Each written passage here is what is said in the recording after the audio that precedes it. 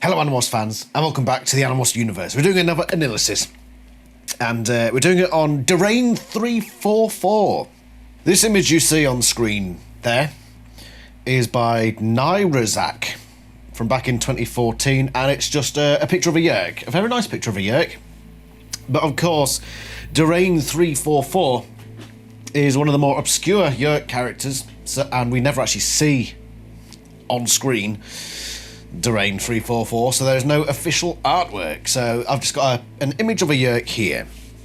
Disclaimer, and before we actually go into the video, sorry about all the specks of paint that you've been seeing on me the last few episodes, like on and off.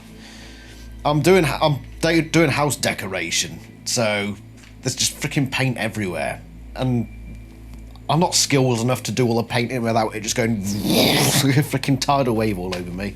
So I do apologise for the state of me over the last month or so. This terrible, isn't it? Oh, my hands as well, you see? Paint everywhere. Anyway, who the heck is Derane-344? Well, she being probably not the right word for it. You know, Yeerks and pronouns and all that. It's like being on Twitter. Derane comes from this book here. Let's give a quote for a bit of context. My name is Derane-359, and you are Axamilli, a young Andalite warrior cadet, brother of Beast Elfangor. You see, I heard the last few minutes of your touching conversation. Beast Elfangor? So that is the Yeerk name for my brother? Your brother is dead, Eslin snapped. And so is the one creature in all the galaxy that I cared about. Her name was Derane-344. And do you know what they have in common, your brother and my Derane? No. What does my brother have in common with a Yeerk? Eslin's human face twisted into an expression of rage. They were both killed by the same being. Visser 3? As I said, you and I have a lot in common, Andalite. Firstly, I don't know why I'm making Eslin Cockney. He just is, okay? Just deal with it. It's canon now. He's a Cockney rhyming bastard. Okay, so the context here is Axe has gone to the observatory to speak to the Andalite homeworld, and he's been cornered by Eslin, who is a human controller, and he's not very happy. And he talks about why he's not happy, and the reason is that Visser 3 killed Derane-344. How? And what did the Animorphs have to do with it? He struggled to gain control over his human face, but his jaw was twitching as he explained. You Andalite bandits did a lot of damage by destroying the Kandrona. There is widespread starvation. The most important Yeerks, those in vital positions, or those who the Visser happens to favour, have been shuttled back and forth to the mothership every 3 days. They get a minimal dose of Kandrona rays, enough to keep them alive. My Derane, we came from the same Yeerk pool. We went through training together. She and I, we'd been together for a long time. We were very close. She understood me, but I had this important post at the observatory, while Derane was given a minor post.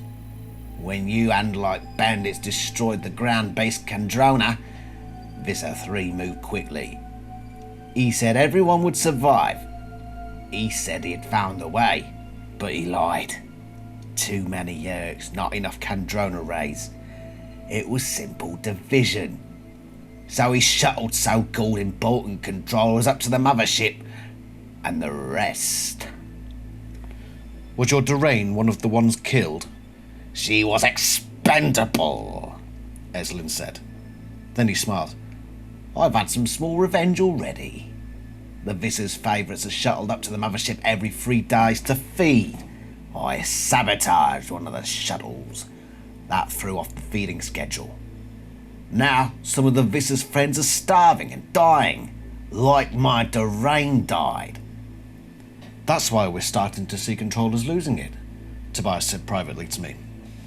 That's why it took so long. Visser 3 had it under control till this guy messed with his plan. The animals have been seeing controllers starting to starve around them. It's only just started happening quite a while after they destroyed the Kandrona back in Book 7, The Stranger. Only now they're seeing it start to happen. And it's because of Eslin. He sabotaged one of the vessels, which threw the Visser's schedules out of whack. See, apparently he had it under control until he started letting certain controllers just die off because they didn't have the resources. So Eslin sabotaged out of revenge and caused everything to go a bit funny. Why did he do that? Because Derane-344 was allowed by the Visser to perish. And that's not the only thing Eslin wants to do in revenge for letting Derane die. Why are you telling me this, Yeerk? Why? He bared his human teeth in a grimace of rage. Because I want him dead. I want Visser 3 dead. He killed my Derane. He killed the only one in the galaxy I ever had feelings for. He did it, and I want him to pay with his life. The foul half-handlite scum. I want him dead! He calmed himself down, at least a little. He pulled a small piece of paper from his pocket. He placed it on the desk. Time and place, he said. You have a day to prepare. This could be a trap. Eslin sneered. I could have killed you here. You have your duty, AniLysis. The burden of revenge. Your brother's killer. Your greatest enemy. You AniLysis are great ones for duty. So do your duty, AniLysis. This is where we then get the plot where Axe goes off on his own to attack Visser 3, and they learn about Alaran's scimitar Karas. Visser 3 somehow survives, of course, because it's Visser 3. Esplin. And that is how Derane-344 fits into the plot. It's an indirect involvement because it all comes through Eslin, this Yeerk that I've been doing the silly Cockney voice for. But it's all because of Derane-344. Now, basically, everything about Derane is up to speculation.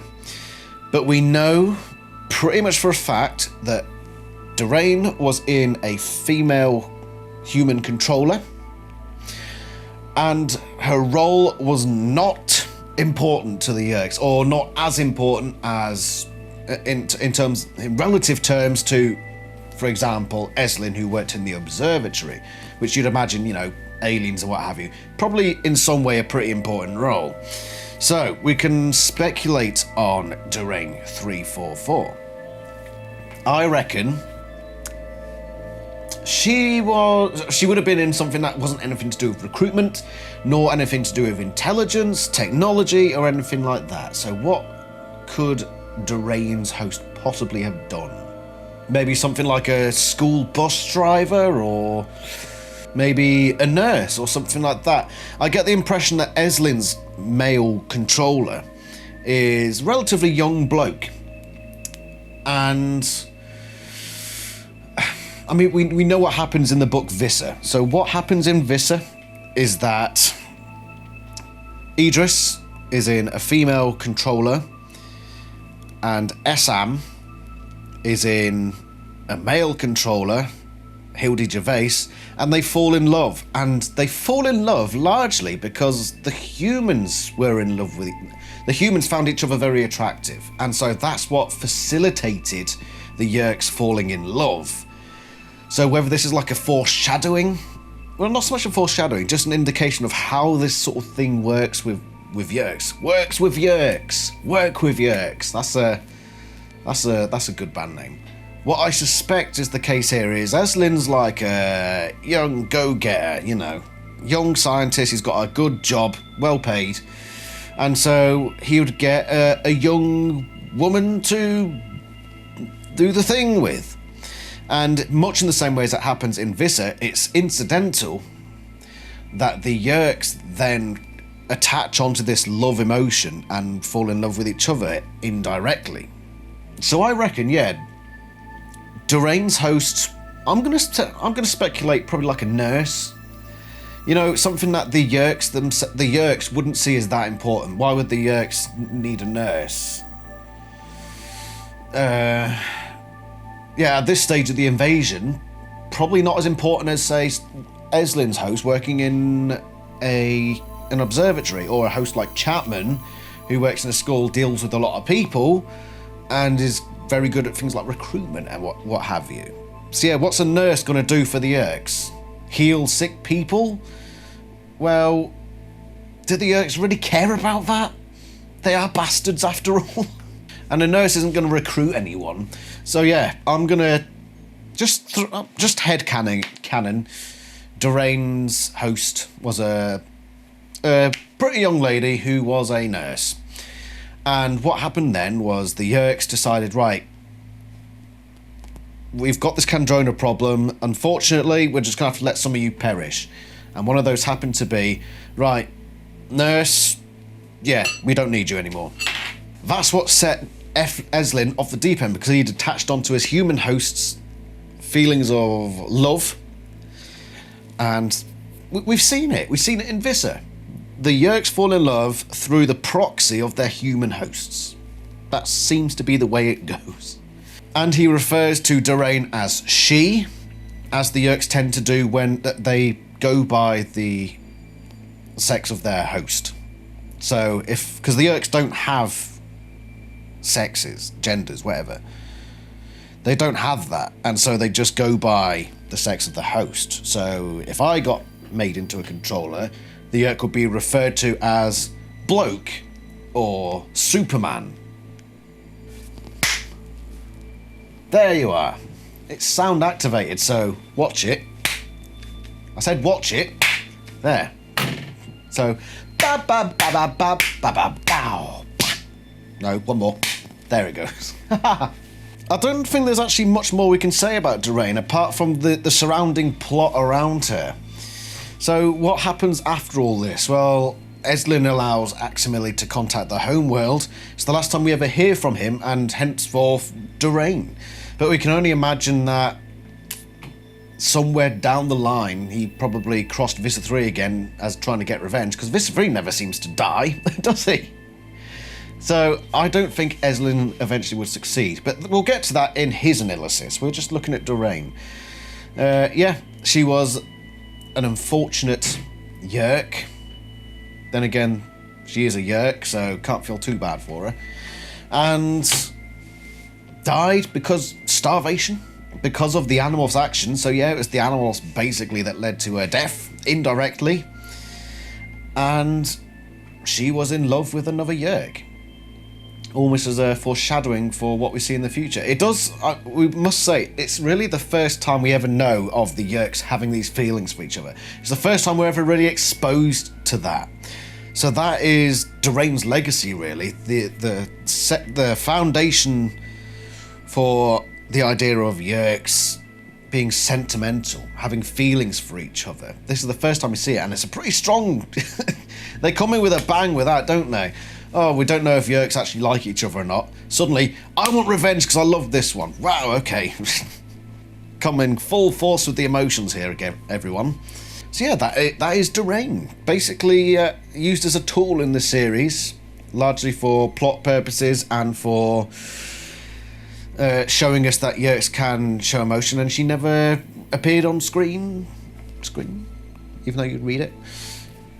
But a valuable addition to the series, because it did lay the foundations, and it set the stage for Eslin, who was an interesting character, an interesting one-off character. But I should have seen more of Eslin. I will eventually do a video of characters who appeared once but should probably appeared more. He would probably be on that list. Unfinished business, this Eslin character. But then again, that's this book in a nutshell. Everything in this book is unfinished business. Name one thing in this book that was given a conclusion. It's all just a series of loose ends that never get tied. Derane, I'm trying to think of more to say about you, but I'm just going to let you rest in peace.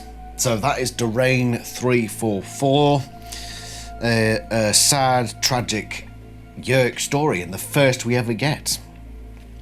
But we get bigger ones in the future, so it's just setting the foundations.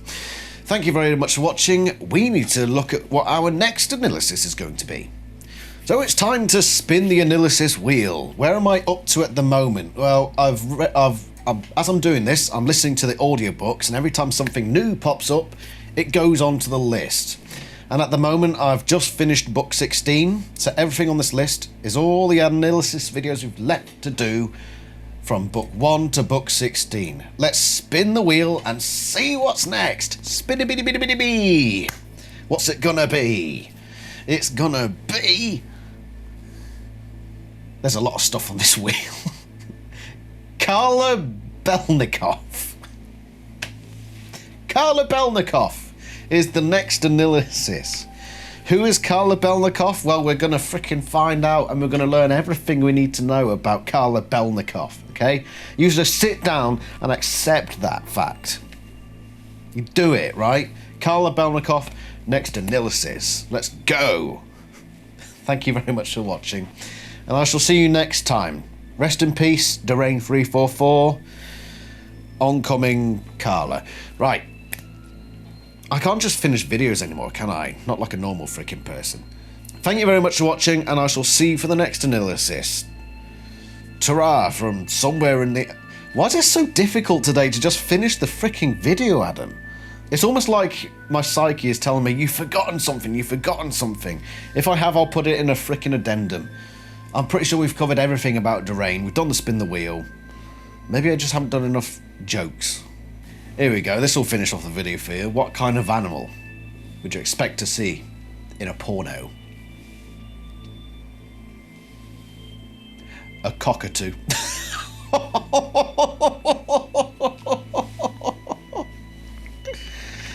Ta-ra.